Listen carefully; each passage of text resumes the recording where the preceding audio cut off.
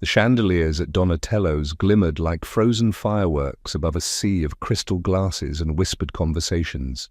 Waiters in black and white uniforms moved gracefully between tables where Manhattan's elite dined on artfully plated truffle risotto and imported wines that cost more than most people's rent. At table 9, Michael Romano sat like he owned the room, because, in a way, he did. The CEO of Romano Enterprises, heir to an Italian luxury empire, carried an aura of control so sharp it seemed to silence everything around him. His suit was charcoal grey, perfectly tailored, his cufflinks engraved with the Romano crest. Every motion, pouring wine, checking his watch, returning a curt smile, spoke of precision and power. At the far side of the room, Felicia Morgan adjusted her apron and balanced a tray of porcelain dishes. Her shift was almost over. She'd spent the last 6 hours weaving between tables, her back aching, her mind half drifting to the unfinished research paper waiting at home. Symbolism of rebirth in Botticelli's Primavera. She needed this job. Teaching assistant pay didn't cover Manhattan rent, much less tuition for her PhD in Italian Renaissance literature. Serving at Donatello's was her compromise with life. Intellect by day, survival by night. She inhaled, steadying herself, and stepped toward table 9. "Good evening, sir." May I? The tray slipped. One plate, white porcelain rimmed with gold, tumbled from her hand, shattering against the marble floor. The sound sliced through the music. Conversation froze. Every head turned toward her. Felicia's heart lurched. I'm so sorry, sir." Michael looked up slowly, his gaze cold and cutting. The corners of his mouth twitched, not in sympathy, but in amusement. In crisp Italian, he said, "Clumsy and uneducated. They'll hire anyone these days." The words, musical yet cruel, fell like shards of glass. Around him, his dinner guests chuckled. The maitre d' rushed forward, stammering apologies. Felicia stood still, mortified. But something in her, the part of her that had spent years buried in Dante and Petrarch, learning the beauty of the language he'd just used to belittle her, refused to stay silent. She straightened her posture, met his gaze, and replied, in flawless Italian, "Meglio rompere un piatto che perdere le buone maniere." Better to drop a plate than to drop your manners. The laughter died instantly. Michael blinked, startled. His expression faltered just for a moment, but it was enough. The entire restaurant held its breath. Felicia could feel her pulse in her fingertips, yet her voice didn't shake. He stared at her as if reassessing what kind of person stood before him. For the first time that evening, someone had stripped him of his composure. The maitre d', sweating, whispered harshly, "Miss Morgan." In the kitchen, now, Felicia nodded, her chin high, and walked away with the quiet dignity of someone who refused to be small. Behind her, Michael's dinner companion leaned closer, smirking. "She speaks Italian better than you do." Michael didn't answer.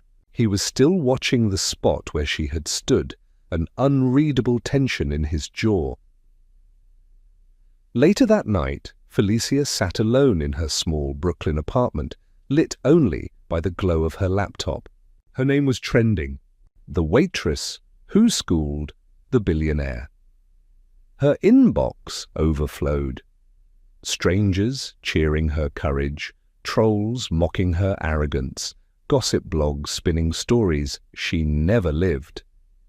Donatello's emailed her termination notice before midnight. Felicia stared at the screen.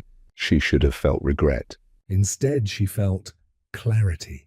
For years, she'd studied the human soul through art and poetry. Tonight, she'd seen its ugliest form, entitlement wrapped in charm. She whispered to herself, half bitter, half proud, "At least I dropped the right plate." She shut her laptop and lay down, too exhausted to cry. The next morning, a sharp knock on her door pulled her out of a restless sleep. Her neighbour handed her an envelope, ivory paper, sealed with the Romano Enterprises crest. Felicia frowned. Inside was a single printed line. "Meet me tomorrow at 10 a.m. Michael Romano." No apology, no explanation. No context. She stared at it for a long time, pulse quickening. The man who had humiliated her in front of an entire restaurant now wanted to meet her? For what? Another insult? A settlement? Or something else entirely? She folded the letter carefully, a strange mix of anger and curiosity burning behind her calm expression. Outside, the city buzzed awake. Taxis, horns, sunlight slicing through glass towers. Felicia looked out the window and whispered, almost to herself, "If this is the beginning of something, let it be on my terms." The next morning, Felicia Morgan stood before a wall of glass and steel that gleamed like a blade in the morning sun. Romano Enterprises, 5th Avenue. Her reflection in the mirrored surface looked strangely out of place. Navy coat, sensible shoes, hair pinned in a low bun, a folder of resume clutched to her chest. Around her, assistants in sleek suits hurried past, speaking into earpieces in Italian-accented English. The air smelled faintly of espresso and ambition. Felicia exhaled, straightened her shoulders, and walked toward the revolving doors. Inside, the marble lobby stretched upward like a cathedral of capitalism. The Romano crest, 2 lions flanking a crown, was carved into the floor. Every step echoed. The receptionist, immaculate in a tailored uniform, looked up. "Miss Morgan?" Felicia nodded.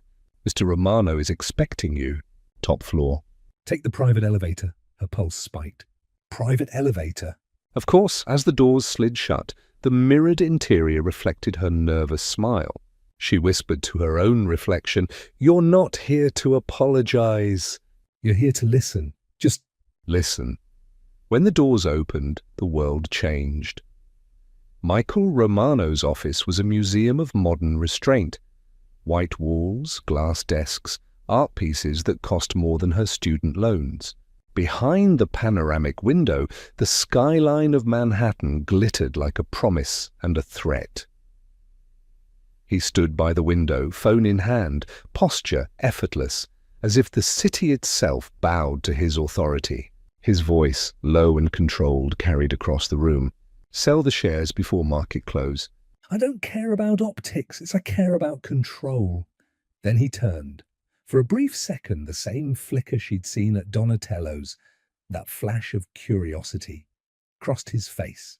He gestured toward the chair opposite his desk. "Miss Morgan." "Please, sit," Felicia did, clutching her folder a bit too tightly. "Why am I here, Mr. Romano?" He smiled faintly. "You're direct. Good." He crossed the room, poured 2 glasses of water, and slid one toward her. "You've seen the headlines, I assume?" "Of course." "The waitress who schooled the billionaire." It's hard to miss. He didn't flinch. The internet has a short memory, but sometimes it reveals what people really are. "You spoke your mind fearlessly. That's rare." Felicia raised a brow. "You humiliated me." "I lost my job." "If this is your idea of flattery, it's not working." He sat down, folding his hands. "I'm not here to apologize. I'm here to offer you a job." The words hung in the air like smoke. Felicia blinked. "A job?" "A consultancy," he clarified. "We're negotiating a merger with Villa Medici Hotels, a heritage group based in Florence. Their board cares deeply about cultural authenticity, something my team lacks." "You, Miss Morgan, have that authenticity." Felicia's jaw tightened. "So you need a token scholar to impress an Italian board?" He met her gaze, calm and steady. "No, I need someone who understands the soul of what they're selling and isn't afraid to tell me when I'm wrong." For a moment, the room felt smaller. Felicia searched his expression for sarcasm, arrogance, but found none. Only a quiet intensity that made her uncomfortable. "I'm not sure I'm qualified for—" "Whatever this is," she said carefully. Michael leaned back in his chair. "You're fluent in Italian, you study Renaissance art, and you already know what it's like to stand up to me. That's 3 qualifications most people don't have." Felicia hesitated. The offer sounded surreal. "What's the catch?" "No catch," he said smoothly. "A 3-month contract. You'll advise on language, cultural tone, and presentation during negotiations. You'll be compensated generously, or double your current income at Donatello's, plus tuition coverage for 1 semester." Her heart skipped. Tuition coverage. It was enough to change everything. Still, her pride burned. "You think you can buy me that easily?" Michael tilted his head slightly, a hint of amusement touching his voice. "Miss Morgan, I don't buy people. I hire talent." "And you, apparently, have both," she leaned forward. "And what makes you think I'd work for someone who insulted me in front of an entire restaurant?" He didn't look away. "Because I think you care more about truth than ego. And you'll see this for what it is an opportunity, not an apology." Felicia's pulse fluttered. There it was again. The disarming mix of arrogance and sincerity that made him impossible to categorize. She rose from her chair. "I'll think about it." "Do," he said simply. Then, almost softly, "But remember, where do most people spend their lives waiting for the door to open?" "You already have the key," Felicia froze. For a second, the noise of the city below faded. She gathered her folder and walked toward the door. Before stepping out, she turned and said, "If I accept, I set my own conditions." "I am a consultant, not an employee. No one talks down to me again, including you." Michael's lips curved into a faint, approving smile. "That's exactly why I want you, Miss Morgan." Felicia had promised herself she wouldn't return. Yet, 24 hours later, she found herself once again stepping out of the elevator onto the top floor of Romano Enterprises. Her stomach knotted with equal parts curiosity and defiance. This time, Michael's assistant greeted her with a polite nod. "Mr. Romano is expecting you in the conference suite, not his office." Interesting. The conference room was vast, a panoramic view of Central Park. Long mahogany table, polished silver carafe steaming faintly.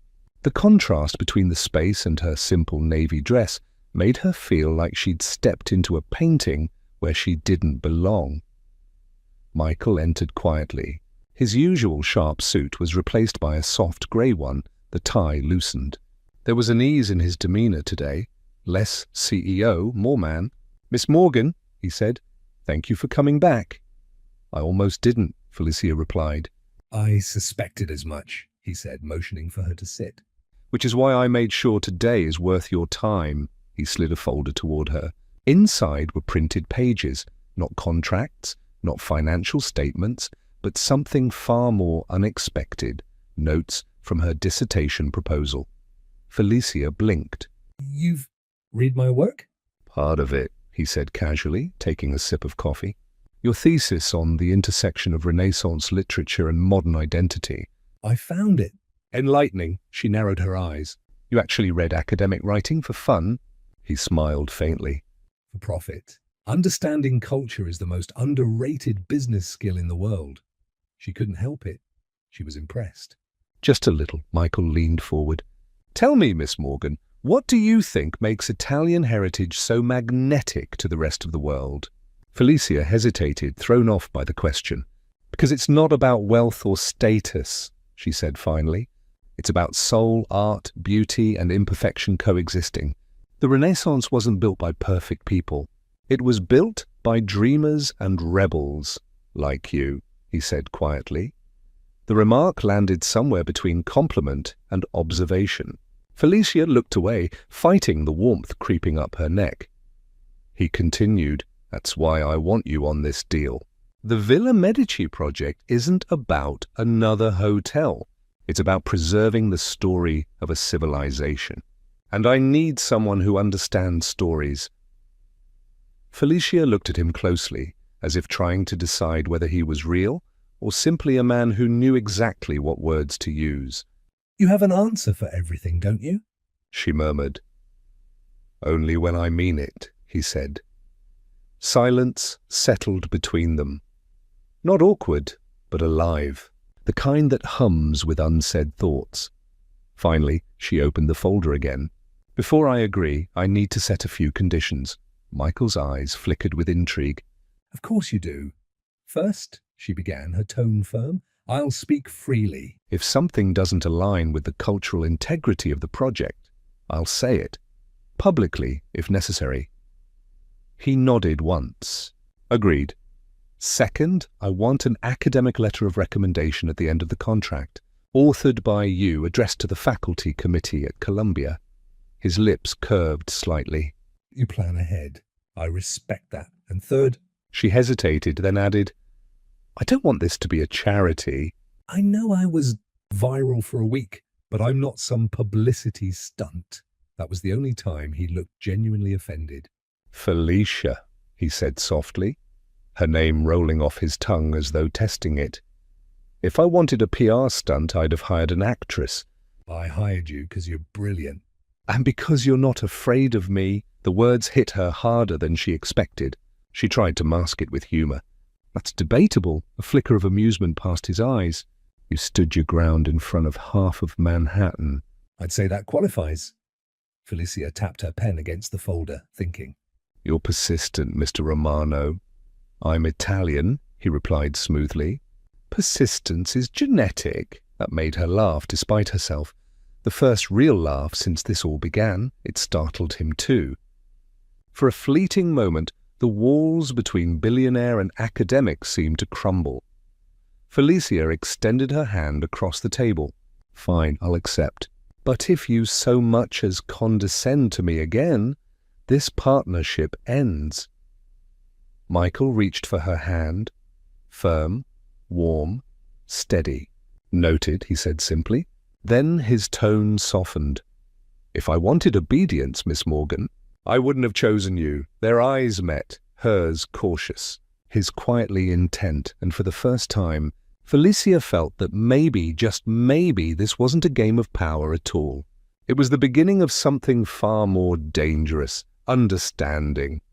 The hum of the jet engines was the first thing Felicia noticed. Soft, steady, and strangely intimate. She stood at the foot of the private jet, the morning sun glinting off the Romano insignia painted near the cockpit. The air smelled of espresso and jet fuel, and of something new. Possibility. This can't be real, she whispered under her breath.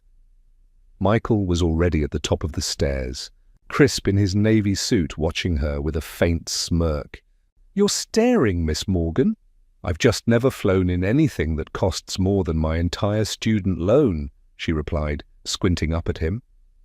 He offered his hand, more out of formality than flirtation. Then I suggest you enjoy it. Florence awaits.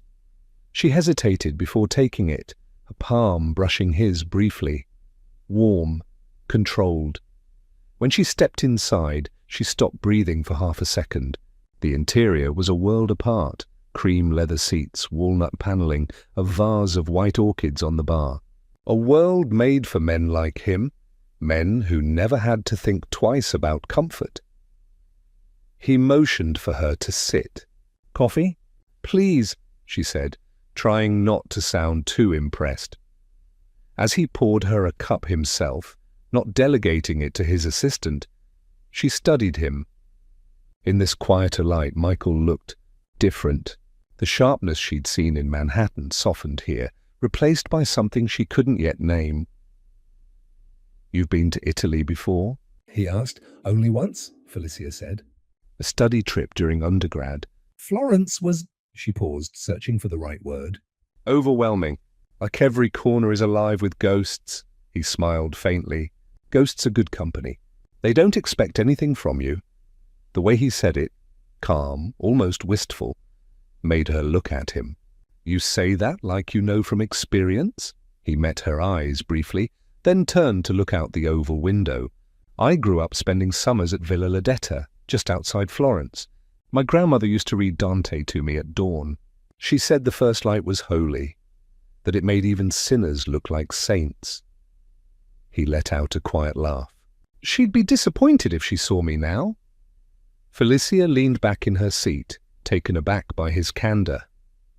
This wasn't the arrogant man who'd humiliated her at Donatello's. This was someone else, a man still tethered to a memory he couldn't quite let go of. For a while, neither spoke. The plane climbed through layers of white clouds, Manhattan shrinking to a blur beneath them. Felicia looked down at her notebook, but her thoughts drifted. Not to work, but to him. Why did he choose her? Why her voice, her mind, her defiance? "Miss Morgan," he said suddenly, breaking her thoughts. "Why did you take this job?" She blinked. "Because I needed the money," he arched a brow. Honest. I could lie if you prefer, she added dryly. Michael chuckled, a low, genuine sound that caught her off guard. Please don't, everyone around me already does. There it was again, that quiet truth under his confidence. Loneliness disguised as control. The rest of the flight passed in fragments, him explaining the Villa Medici deal, her taking notes, their banter alternating between professional and strangely personal. At one point he caught her studying the world map embroidered on the wall and said, "Pick one." Any city, if you could start over, where would you go? She thought for a moment. Siena, it's smaller, quieter. People still greet each other by name, he nodded slowly. That's why I can't live there. What do you mean? He looked at her, eyes unreadable. I built my world on silence. People like me don't get greeted by name anymore. Only by title. Felicia said nothing, but the ache in his voice stayed with her. Hours later, when the pilot announced their descent into Florence, she pressed her forehead to the window. The Tuscan landscape unfurled below. Terracotta rooftops, cypress-lined hills, golden lights spilling over centuries-old villas. Her chest tightened. It's even more beautiful than I remember. Michael watched her quietly. It's home, he said. Then softer. At least it used to be. The plane landed with a gentle thud, rolling across the private runway. Outside, attendants were already waiting, the Romano emblem gleaming on black sedans. As they descended the steps, the warm Italian breeze carried the scent of lemon blossoms and stone. Felicia felt small but alive, to be like stepping into a Renaissance painting. Michael gestured toward the cars. "Welcome to Florence, Miss Morgan." She smiled faintly, her hair lifting in the wind. And what happens now? He paused, glancing toward the hills. "Now," he said, "we begin rewriting history. Mine and yours." And though she didn't know it yet, that was exactly what they were about to do. Villa Ledetta stood on the crest of a hill overlooking Florence, its facade bathed in amber light. Marble angels guarded the gates. Fountains whispered under olive trees. The air smelled of roses, truffle oil, and power. Felicia adjusted the strap of her cream dress, feeling the weight of every curious glance as she followed Michael up the grand staircase. He walked with effortless confidence, every movement deliberate, practiced, and unreadable. Inside, the main hall was alive with chatter in Italian, English, and French. Crystal chandeliers shimmered above frescoed ceilings depicting gods and mortals locked in eternal dance. Servants moved like shadows. "Try not to look impressed," Michael murmured beside her. She shot him a sideways glance. I'm not impressed. I'm terrified, he smirked. "Good. That's half the charm of these people. They feed on fear." At the center of the room stood Lucinda Ricci, a woman in her 60s with silver hair pinned perfectly, her eyes sharp as cut glass. Power radiated from her like perfume. When she saw Michael, her expression softened into something resembling affection, or perhaps calculation. "Signor Romano," she greeted, kissing his cheeks. It's been too long. "You've grown into your grandfather's arrogance." Michael smiled thinly. And you haven't aged a day, Signora Ricci. May I introduce Dr. Felicia Morgan, my cultural consultant? Lucinda turned her gaze to Felicia, slow, assessing. A consultant? "You look more like a poet than a businesswoman." Felicia inclined her head, answering in perfect Italian. "Poetry is the foundation of business, Signora. Without emotion, numbers mean nothing. The older woman paused, then chuckled. You speak our language better than most of my countrymen. That's unusual. Michael's eyes flickered with something like amusement or admiration. Dinner was served in the main hall. 12 guests, 3 languages, and enough silverware to arm a small army. Felicia sat between Michael and Lucinda, feeling the weight of centuries pressing from the frescoed ceiling above. As the first course arrived, handmade ravioli stuffed with ricotta and lemon, Lucinda's son Marco leaned forward. So, Miss Morgan, you're an expert on Renaissance culture. Tell us, what does that have to do with hotel acquisitions? It was meant to be condescending, and everyone knew it. Felicia smiled politely. In the Renaissance, every home was designed not only for living but for legacy. Art, architecture, even hospitality. They were ways of saying, I was here and I mattered. Your hotels do the same, don't they? The table grew quiet. Lucinda's eyes sharpened, intrigued. Felicia continued, voice calm, unwavering. Villa Medici isn't just real estate. It's memory, marble and time intertwined. You can sell rooms, but you can't sell heritage. You can only protect it. Michael leaned back, watching her, something shifting behind his calm exterior. Lucinda took a sip of wine. And you think Romano Enterprises can protect it? Felicia didn't look at Michael. If he listened, yes. The silence that followed was palpable. Michael's jaw tightened, but there was no anger, only awareness. Then Lucinda laughed, soft and unexpected. You have spirit, Dottoressa. It's been a long time since anyone dared speak to him that way. I've noticed, Felicia replied. The laughter spread across the table. The tension dissolved into conversation and clinking glasses. The rest of the dinner flowed easily. Talk of art, travel, and the subtle politics of Florence. Every now and then Felicia caught Michael watching her, not with irritation, but with quiet wonder. When dessert was served, tiramisu dusted with cocoa, shaped like the Medici crest, Lucinda raised her glass. To courage, she said.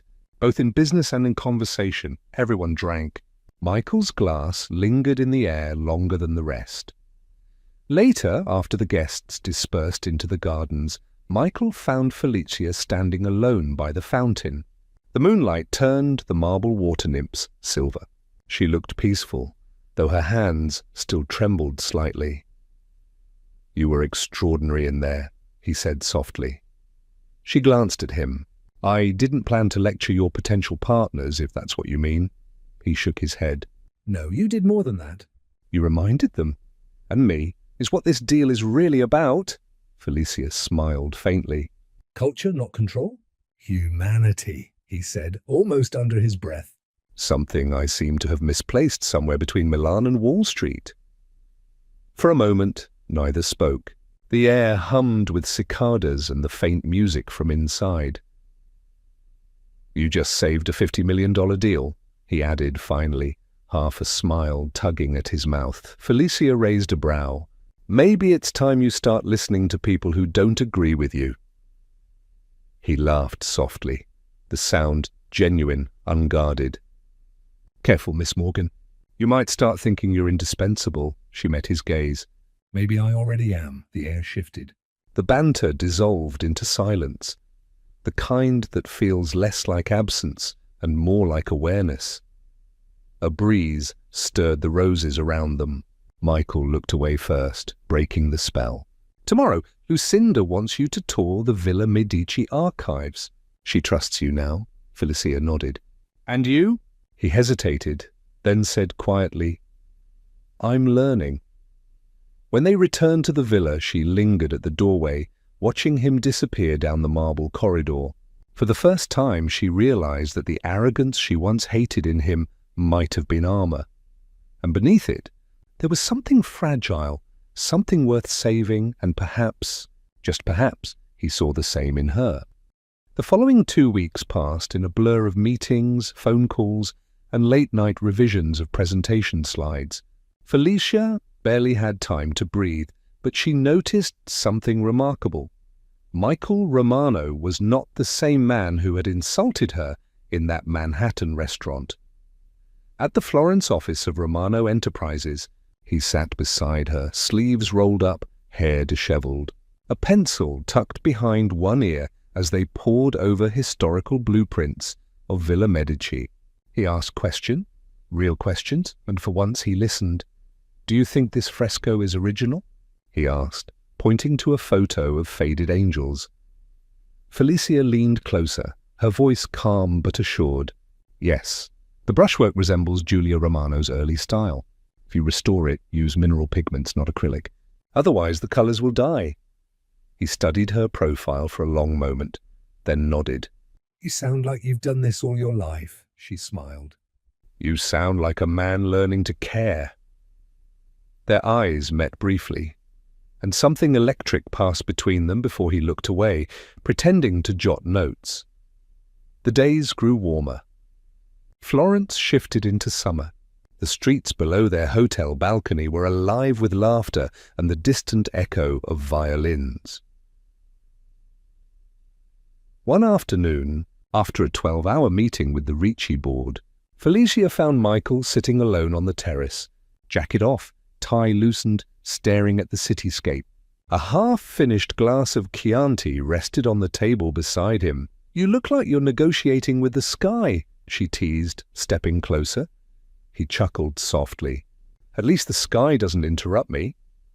She took the chair beside him, kicking off her heels with a sigh. "That meeting was brutal." "It was progress," he replied, handing her his glass. "They didn't throw me out this time," she laughed, sipping the wine. "That's an improvement." He looked at her then, really looked. The lamplight caught the amber in her hair, the quiet determination in her eyes. "I used to think respect was something you could demand," he said slowly. "But you made me realize." "It's something you earn." Felicia set down the glass, her voice barely above a whisper. "You've earned more than you think, Michael." The silence that followed wasn't awkward. It was heavy, meaningful. The kind that doesn't need words to exist. Later that night, as the city below shimmered with gold and music drifted from a nearby piazza, Felicia stepped out onto her hotel balcony and found Michael already there. "Leaning on the railing. You can't sleep either?" she asked. He shook his head. "Too many numbers. Too many ghosts." "Ghosts?" He turned toward her. "My grandfather built this company from nothing. My father nearly destroyed it." "I've been trying to prove I'm not either of them." Felicia's gaze softened. "Maybe you don't have to prove anything. Maybe you just need to be someone new." He looked at her as though she'd said something no one ever had. For a moment, neither moved. The night was alive with possibility. The distant bells of the Duomo, the faint scent of jasmine. "You seem softer here," she murmured. Michael smiled faintly. "Maybe it's the city." He paused, his voice dropping lower. "Or maybe it's you." Felicia froze. Not because of the words, but because of the way he said them. Unguarded, honest, fragile. She looked away, trying to calm the sudden racing of her pulse. "You shouldn't say things like that, Michael." "Why not?" "Because it sounds like you mean them." He stepped closer, the air between them thickening. "And if I do?" She turned to face him, his face inches from hers, eyes reflecting both moonlight and fear. "Then we'll both have a problem," she whispered. He exhaled, slow and deep. "I'm used to problems." Her lips curved slightly. "Not this kind." For a heartbeat, time held still. The city lights flickered like 1,000 watching stars. Then, as if realizing the edge they stood upon, Felicia stepped back, breaking the spell. "Good night, Mr. Romano." He smiled faintly. "Good night, Dr. Morgan." She turned to leave, but his voice followed her softly. "Felicia." She stopped, not turning around. "Thank you," he said quietly, "for reminding me that there's still something human left in all this." Her throat tightened. She wanted to say something, anything, but words failed. Instead, she simply nodded, disappearing into the shadows of the hallway. her heart pounding with a rhythm that felt dangerously close to hope. Michael remained on the balcony, the breeze tugging at his shirt. He stared at the city that had witnessed centuries of art, betrayal, and redemption, and wondered if somehow it was now witnessing his own. The storm arrived without warning. It began with a headline splashed across every financial site in Europe.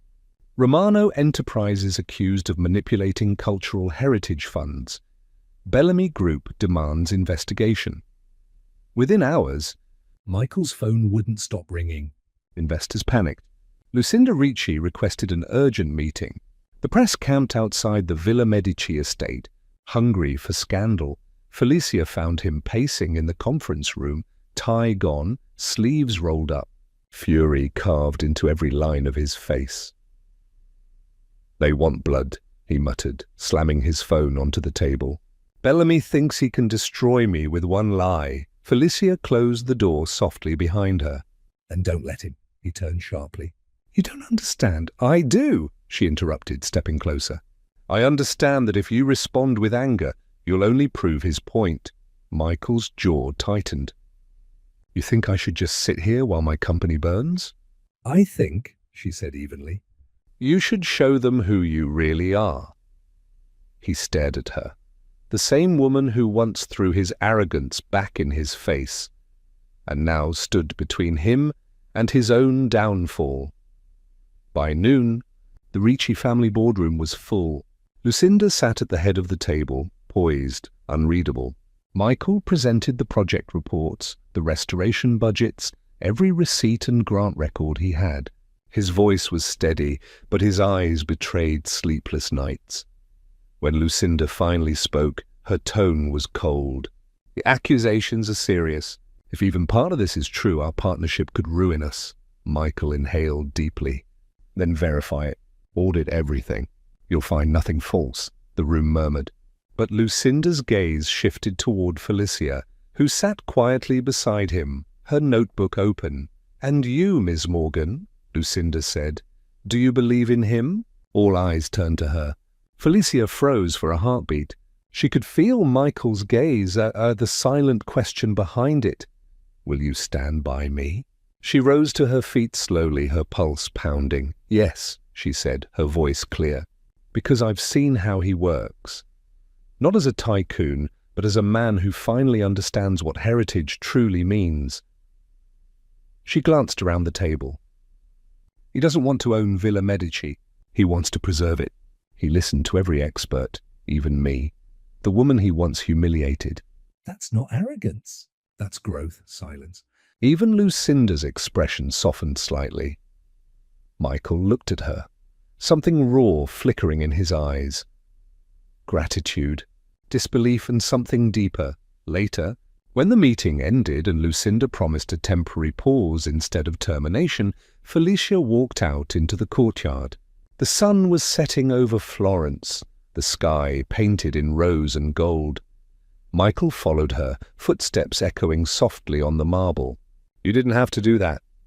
"Yes, I did," she replied without turning. He stepped closer. "You risked your reputation." Felicia faced him then, her eyes fierce but gentle. "What reputation?" "I'm just a doctoral student who tells the truth." "And the truth is, I believe in what you're trying to do, Michael. Not the company, you." He stared at her as if hearing something impossible. "No one's ever said that to me." "Then maybe it's time someone did." For a long moment, neither spoke. The only sound was the fountain's gentle rhythm. Then Michael exhaled, the tension leaving his shoulders. "I've spent my whole life fighting to be the smartest man in every room." "But when you spoke just now," his voice faltered, "you made me realize what real strength looks like." Felicia's lips curved faintly. "If you keep saying things like that, people might start to think you're human." He laughed quietly, the sound genuine, disarming. "Maybe I'm starting to be." That night, news began to turn. An independent journalist released an exposé revealing Bellamy's falsified claims and manipulation of financial data. Romano Enterprises' name was cleared. Michael stood on the hotel balcony with a glass of wine, watching the city lights reflect in the Arno River. Felicia joined him, her hair loose, the breeze carrying its scent between them. "Seems like Florence believes in you again," she said softly. Michael looked at her. It's not Florence I wanted to convince. Her heart skipped. "Then who?" He took a step closer. You. For a brief, dangerous second, she thought he might kiss her. But instead he whispered, "Thank you, Felicia, for seeing the man I didn't think existed anymore." She smiled faintly, eyes glistening. Maybe he was never gone, just waiting for someone to look closely enough. Down in the streets below, church bells rang. The sound felt like a quiet promise, fragile but real. And for the first time, Michael Romano didn't feel like a man fighting to win. He felt like a man who had finally found something, someone worth losing for. The air in Florence grew heavier as the headlines cooled, but the whispers did not. Every cafe, every corridor in Villa Medici seemed to carry a trace of tension, like a storm that refused to end, merely waiting for the next strike. Michael had flown back to New York that morning to deal with the shareholders' panic. Before leaving, he'd paused in the doorway of the office where Felicia was sorting through documents. "Stay close to Lucinda," he'd said, his voice low but steady. "She trusts you now. Don't let Bellamy or anyone else undermine that." Felicia had nodded. "I'll manage. Just make sure you come back before the whole board eats you alive." He gave a faint smile, tired but warm. I'll try. That was 12 hours ago. Now the sky was dimming into twilight when Felicia finished the day's work and stepped out of the Ricci estate. She walked toward a nearby cafe, her notebook tucked under her arm, craving a quiet moment. But when she turned the corner, a black car pulled up beside the curb. The tinted window rolled down, and there he was. "Louis Bellamy, Miss Morgan," he greeted, voice smooth as silk. Fancy seeing you in Florence. Felicia froze. Every instinct screamed to turn around, but curiosity and pride kept her still. "What do you want, Mr. Bellamy?" Louis gestured toward the car. "Just a conversation. I promise I'm not as monstrous as Romano paints me." "I doubt that," she said flatly. He smirked. "Still 5 minutes." That's all I ask. "If you don't like what I say, you can walk away." Felicia hesitated, then opened the door. She'd faced worse storms than this. Inside, the car smelled of cologne and old leather. Louis studied her with a mix of charm and calculation. "You're an impressive woman," he began. "Smart, articulate, principled, and yet you're wasting your brilliance defending a man who'll never put you first." Felicia crossed her arms. "If this is another attempt at character assassination, save your breath." He chuckled softly. No, this is business. I came with an offer. He slid an envelope across the seat toward her. Inside was a signed proposal and a check, the number printed in neat, impossible digits. "I'll pay you 500,000 euros, he said smoothly, "to provide me with Romano's presentation drafts and acquisition schedules." Nothing illegal, just information. Felicia's eyes darkened. "You're asking me to betray him." "I'm asking you," Louis corrected, "to stop tying your future to a man who's already doomed. You think Ricci will protect him once another scandal hits? Please, they'll cut him loose and pretend they never knew him." But you can walk away rich, respected, untarnished. She stared at him, then at the check. Her fingers didn't move. When she finally spoke, her voice was quiet, almost gentle, but sharp enough to draw blood. "You think I'm like you," she said, "that I measure worth in money and survival. But I'm not for sale, Mr. Bellamy, not to you." Not to anyone. His smile thinned. Idealism is cute, but it doesn't last. Neither does deceit, she shot back. Louis leaned closer, his tone dropping an octave. "You have no idea who you're dealing with." I could end your career with a single call. Felicia didn't flinch. "Then make it." Silence filled the car. For a second, he looked almost amused. "You really do have fire. Romano must adore that." She opened the door. "He doesn't own me either." As she stepped out, he called after her, One day, Miss Morgan, you'll regret choosing the wrong side. Felicia turned briefly, the streetlights casting gold on her face. I didn't choose sides. I chose integrity. That's something you'll never understand. Then she walked away. The sound of her heels, sharp and unyielding against the cobblestone street. By the time she reached her apartment, her hands were trembling, not from fear, but from adrenaline. She leaned against the door, inhaling deeply, letting the tension drain out. The phone buzzed. A message from Michael. Board meeting done. Coming back soon. You okay? Felicia typed slowly, her fingers steadying. I'm fine. Just weathered another storm. He replied almost instantly. Good. You've always been better at that than I am. She smiled faintly at the screen, her reflection blurred in the window glass. Outside, thunder rumbled over the city again, distant but promising rain. Felicia looked up at the darkening sky and whispered to herself, "Let it rain. I've already survived worse." And somewhere across the ocean, in a high-rise office overlooking Manhattan, Michael Romano stared at her message and realized something undeniable. The empire he built on ambition was fragile, but the trust of one woman had become the foundation he never knew he needed.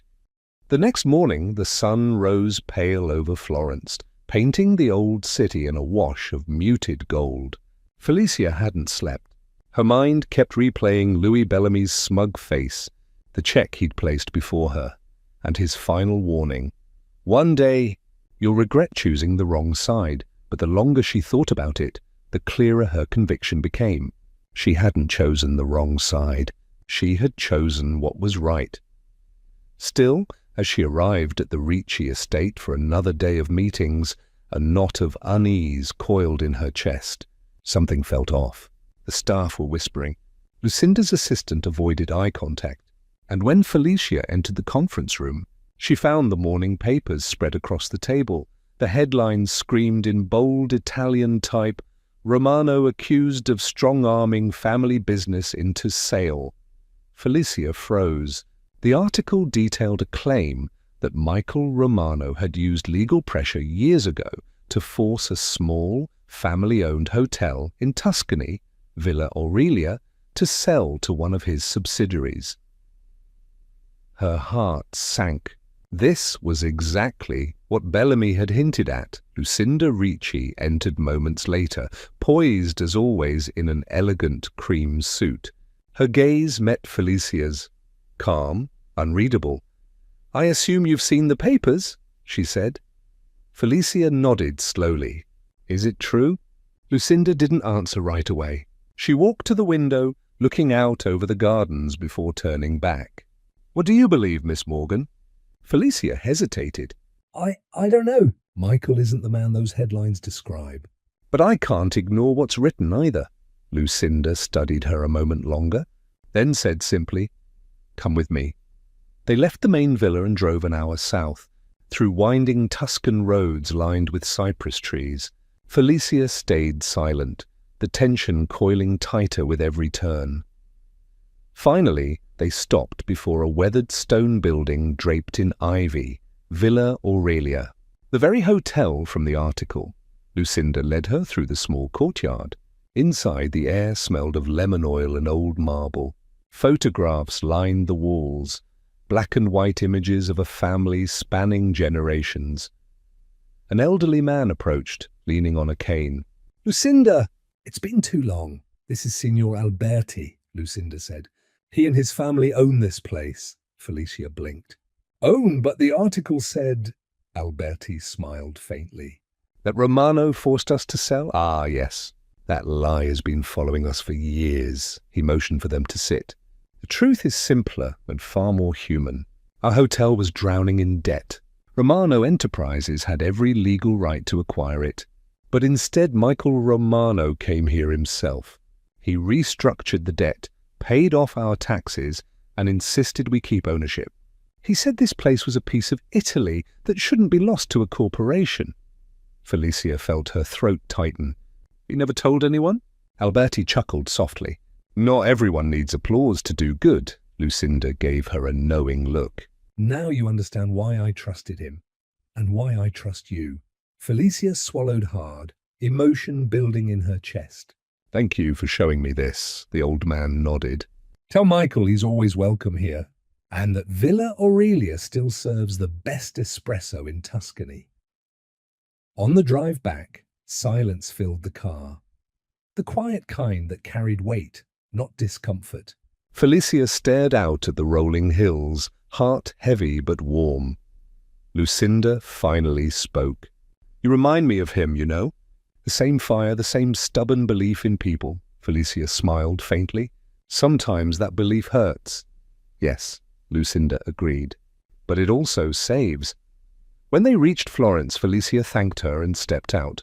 The city was bathed in sunset now, orange light spilling over the Arno River, glinting off the domes and rooftops. She stood on the Ponte Vecchio bridge, phone in hand, hesitating before calling Michael. He answered on the second ring. Felicia. His voice sounded exhausted. I went to Villa Aurelia, she said softly. I know the truth now. There was a pause, just the faint sound of his breath through the line. I didn't want you dragged into that mess. You didn't drag me, she whispered. You inspired me to look deeper. Another silence, then quietly. Thank you for believing in me. I don't just believe in you, Michael, she said, her voice trembling slightly. I believe in what you're trying to build, he exhaled shakily. Then I'm doing something right. As the call ended, Felicia stayed on the bridge, watching the water reflect the first stars. The ache in her chest wasn't pain anymore. It was something gentler, fuller. For the first time since meeting Michael Romano, she wasn't thinking about business, or culture, or the fragile line between them. She was thinking about him, the man who'd once humiliated her, then hired her, and now, somehow, had become someone she admired. Somewhere between the broken plate and this moment, he had changed. And maybe So had she. Felicia turned away from the river, whispering into the cooling night. You don't have to tell the world who you are, Michael. The right people already know.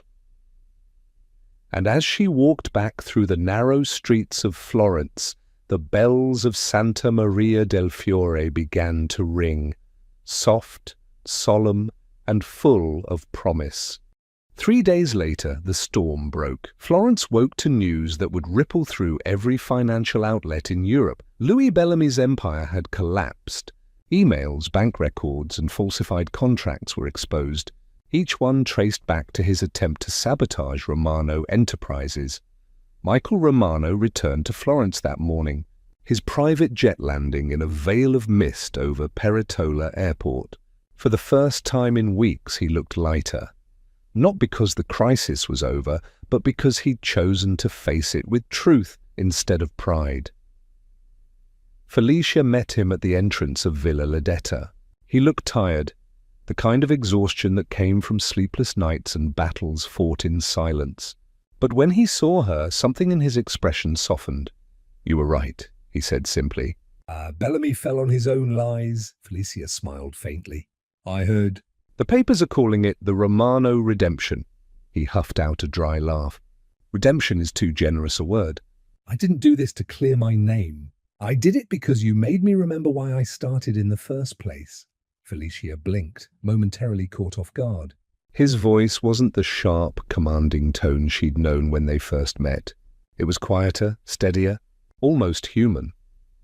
Before she could answer, Lucinda Ricci entered the grand hall, her heels clicking elegantly on the marble floor. Mr. Romano, she greeted. You've survived the storm. Impressive. Michael inclined his head. Storms tend to show what's built on stone and what's built on sand. Lucinda's lips curved, half amused.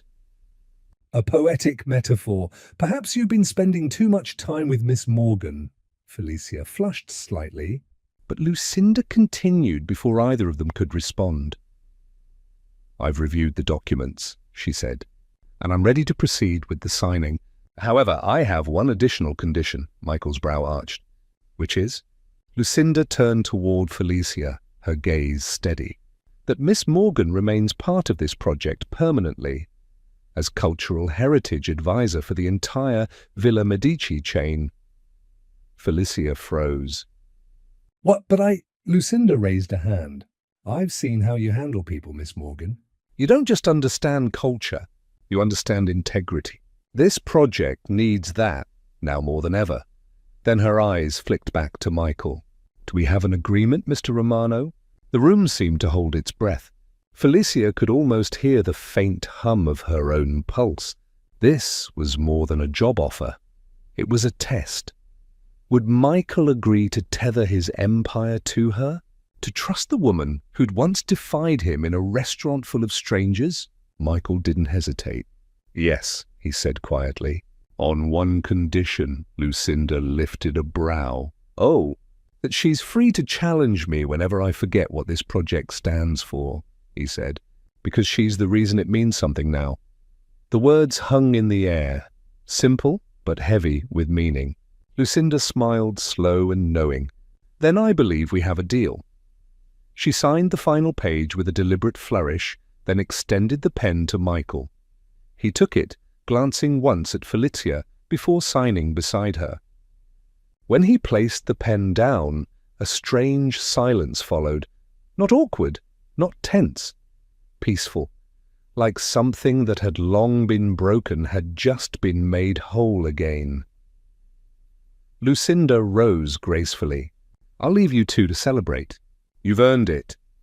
And with that, she exited the room, her perfume lingering faintly in the air. Lavender and old books. For a moment, neither Felicia nor Michael spoke. Felicia's voice broke the silence first. You didn't have to say that. He turned toward her. Say what? That I'm the reason this means something. You didn't owe me that. Michael shook his head slowly. It wasn't a debt. It was the truth.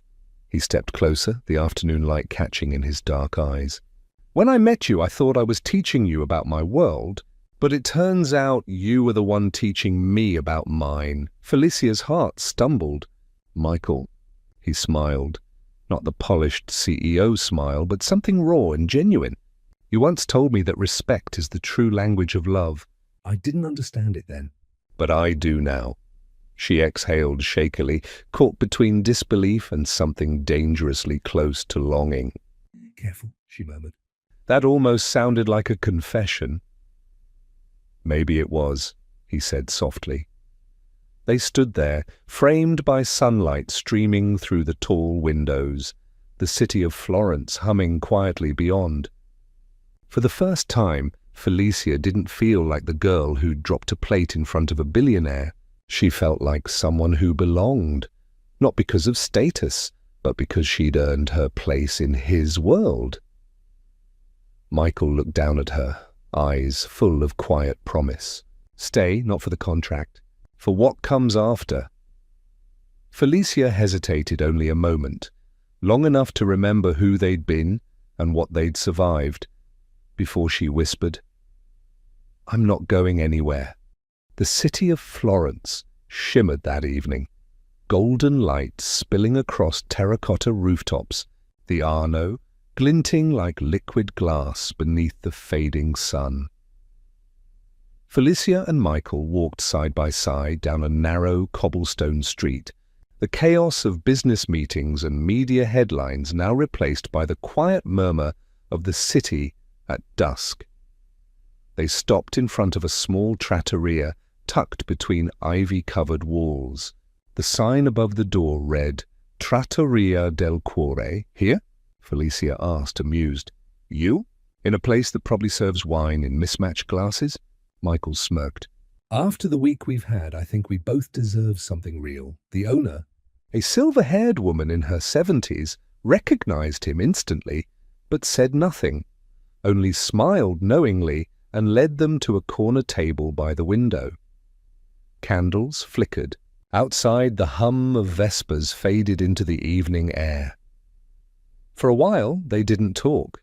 They just sat there, surrounded by the smell of basil and baked bread, letting silence do what words often couldn't. Then Michael spoke softly. Do you remember the first thing you said to me? Felicia chuckled. That depends. The polite version or the real one? The real one. She leaned back, eyes glinting. I said you were a man pretending to have class. He laughed, a deep, genuine sound that turned a few heads nearby. You were right. I had power but no grace, influence but no respect. He paused, his gaze drifting toward the candle flame.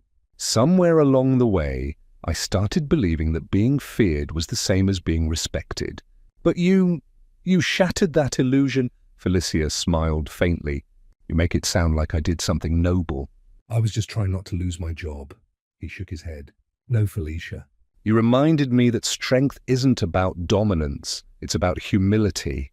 You didn't bow to me when everyone else did. You stood your ground, and for that I'll always be grateful. For a long moment she just looked at him.